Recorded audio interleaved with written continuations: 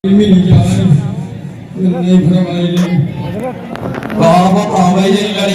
नहीं मानती है कहूँ टाफी देव कहूँ पोंगा देव का बताई ऐसे सर्दी भैया कहूँ टाफी लागी देव कहूँ पोंगा देव जो गुड़वा ठंडा कहाँ जाती मरन है।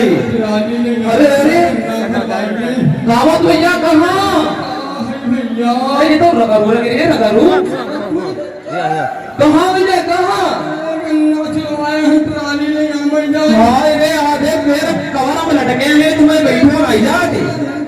अरे रगड़ू अब उनके तो नहीं बैठी नहीं चलाई काम करो। अरे ठंडा बहुत आई ना करो भैया बाबा उनके बैठी नहीं चलाई कहा बताई तुम्हारे जय लड़का जी बारे तुम्हें बैठा नहीं ना दे रहे कदाई। अरे सही से बैठी हो हमें ना पता मेरे गड़बड़ करवा दीजिए कहा ना करो भैया तुम्हें इसी ठंड में बैठो नहीं जाती बैठो दादी तुम्हें भी पता ही है कुछ देखा वो तीजे को बिना गिर रो है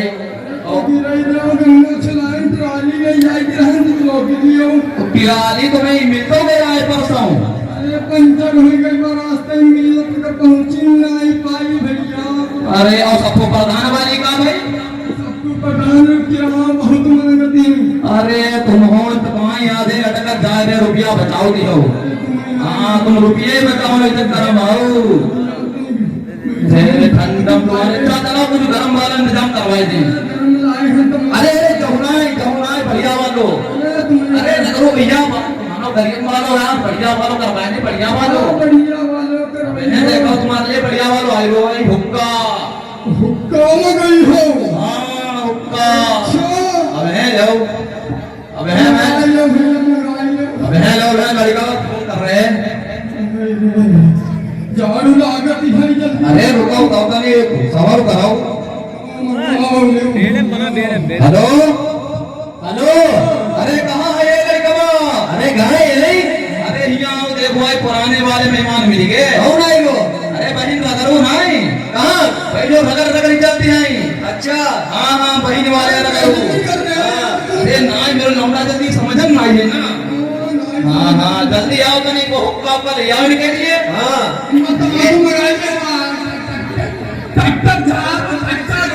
चाचा अब जनरेटर वाली तो मैं बोलिए जनरेटर वाली ठीक जनरेटर वाली परेशान करे हो। कौन सी वाली डरवाई? ट्रैक्टर वाली अब घुसा डरवाई लियो। हाँ बहुत महंगी मिलती है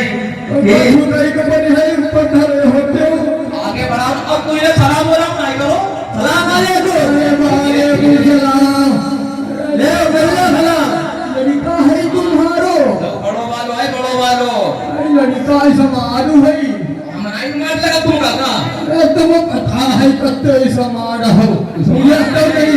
हां समार है सब लोग जिसम गरम करो तो नहीं क्यों लाएंगे। हां देव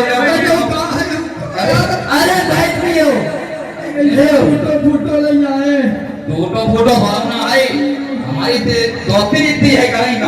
हाँ है पता है धीरे धीरे पियो।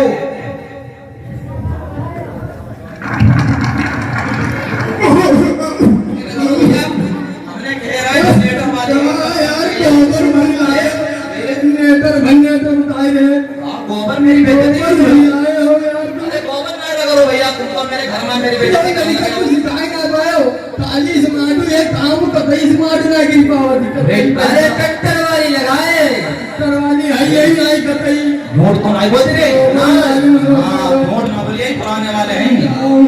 हां नोट कतई नहीं देख ले एकदम। हां अरे धीरे धीरे लगाइयो। अरे चाचा जान कहां है भैया कहां है कौन आई गो काहे परेशान करे हो? अरे चाचा जान हम लोग बहुत दूर से आए हैं। हम का करी? अरे चाचा जान आज हम लोग आपके गांव में ठहरना चाहते हैं ना। अरे रुको ठहर जाओ तुम्हारे लिए हमारा घर हाजिर है। हाँ तू हाँ कहाँ पकड़ गई हमारे पुराने बीमारी है। हाँ बताए हो तो पता नहीं कहाँ लग रहे हैं। कादियानी है कादियानी हाँ कादियानी राजधानी तो मगर रहना है कादियानी हमारी कभी नाता ही करवाई थी, पता नहीं कहाँ लेके आई जाती है। निकाल कहाँ है? क्या बताओ तू भैया, आज दानी कादियानी कहाँ है जो सब? यार लौंडे बहुत मगरूर है मेरो। हमने कुछ सिखाई पाए हमारे लोग। ये बहुत सिखाओ दी है कहाँ कर रही देखो ना काहे के लिए आए हैं। अरे भाई थोड़ी देर यहाँ खड़े खड़े बातें कर लेते हैं, उसके बाद घर चलेंगे। जैसे तुम्हारी मर्जी, मगर खड़े खड़े का है, बैठ जाओ आराम से बातें करें। चलिए कोई बात नहीं, ठीक है, ऐसा ही अच्छा लगता है। फिर सुनिए, आपको मालूम है कि मोहम्मद रसूलुल्लाह सल्लल्लाहु अलैहि वसल्लम के बाद दूसरे नबी आए हैं जो लोगों को सच्चे दीन की दावत देते हैं। रसूलुल्लाह के बाद और कोई नबी यही भाई तो आखिरी नबी ना है। यही तो अफसोस है कि आपको मालूम नहीं, क्या या किसी ने तुमको बताया नहीं? हिमा बता भाई बाली क्या बात है भैया? गंजी माँ गिरी हुआ मोली साहब जे बताई कि कहा ससुचा हमारे नबी बाद दोनों नबी ना आई है।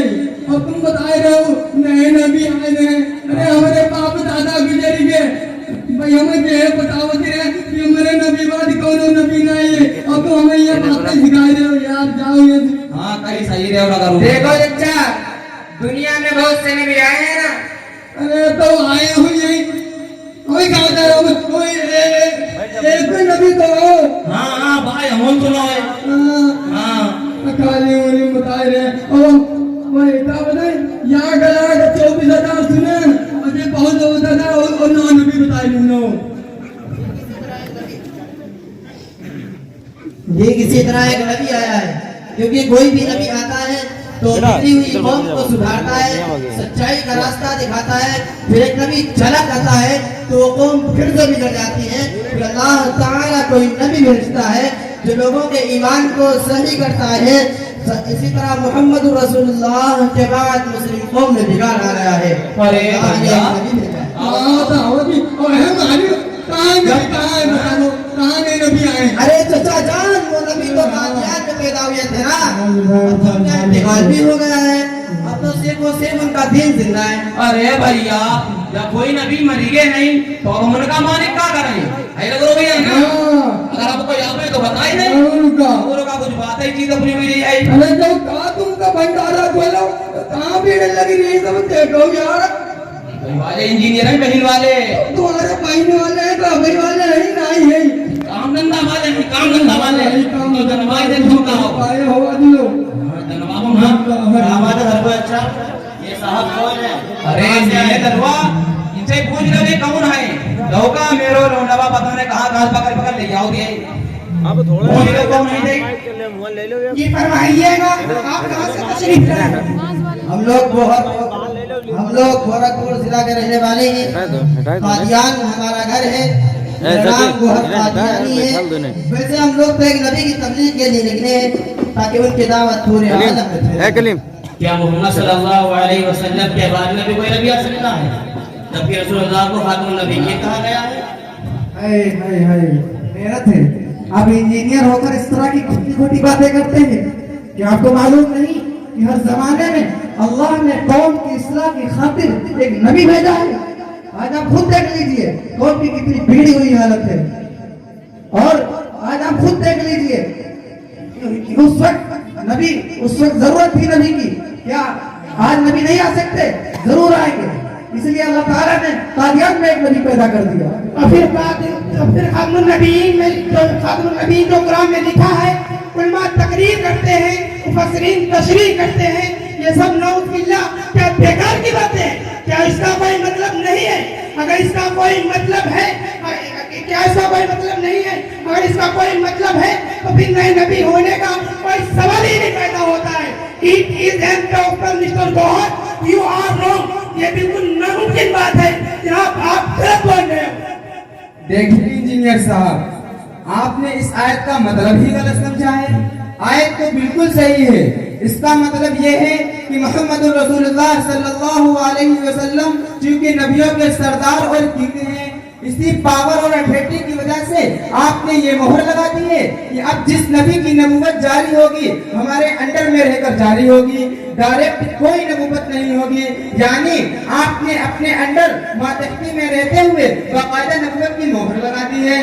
अच्छा, तो ये बात है, अगर ये बात है तो वाकई बड़ी माकूल बात है कि हमारे नबी सबके सरदार भी हैं और आने वाले वक्त में जो भी नबी आए वो आप सल्लल्लाहु अलैहि वसल्लम के मातहत हो और मातहत रहना ही आपके मोहर होने की दलील है। इंजीनियर साहब, एक और बात सुन लीजिए, हजरत ईसा अलैहिस्सलाम को जो आना है वो आप ही लोगों के मातहत को आना होगा।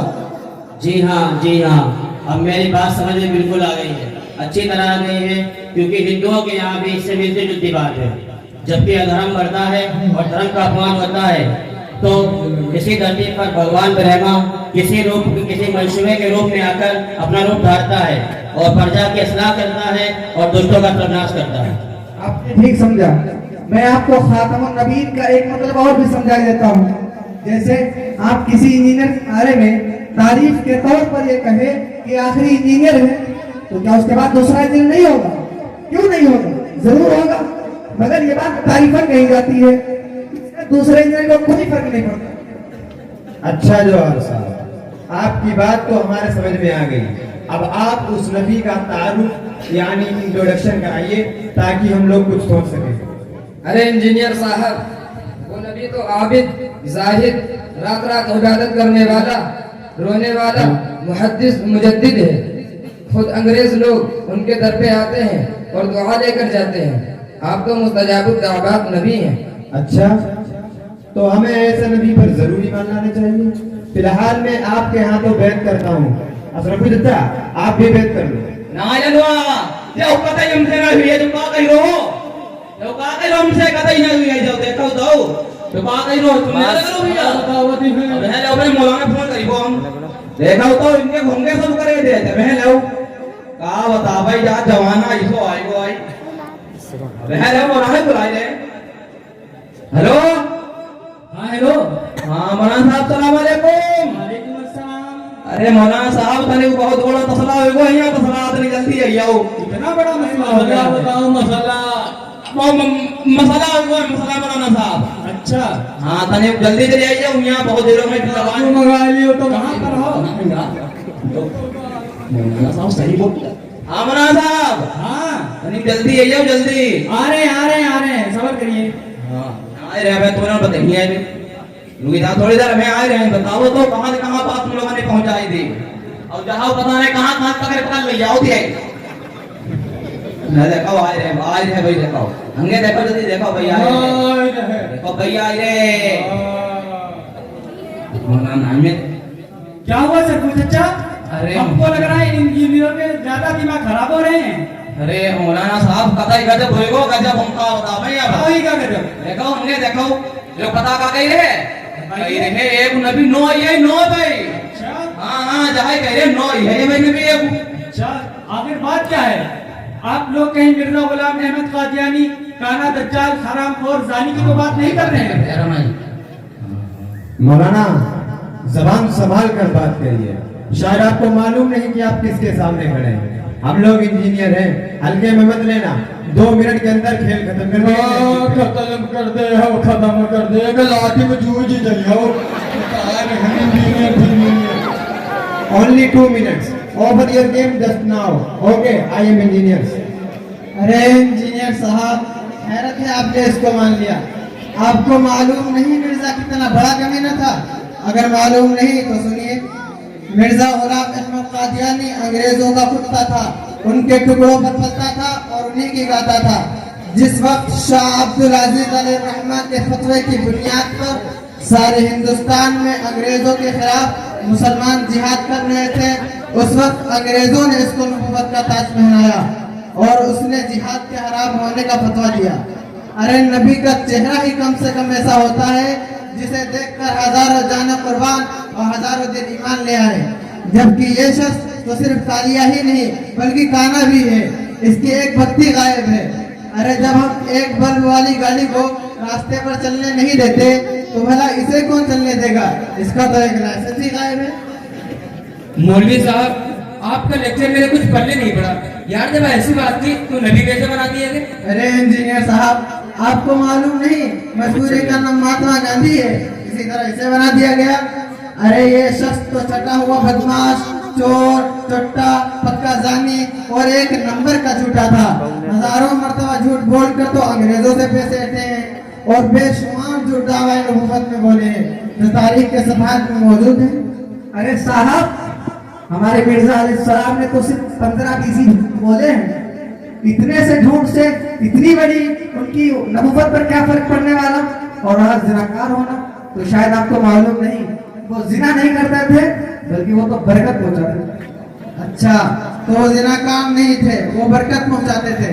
तो फिर बताइए, आपकी बेटी ने बरकत ली या नहीं ली? अगर नहीं ली तो फिर आप कम बखत ठहरे, और अगर ली तो बताइए अभी। ला हौल वला कुव्वत। हमारी बेटी क्यों जाती? क्या हम इतने गिर गए हैं कि हम अपनी बेटी उन्हें दे देते?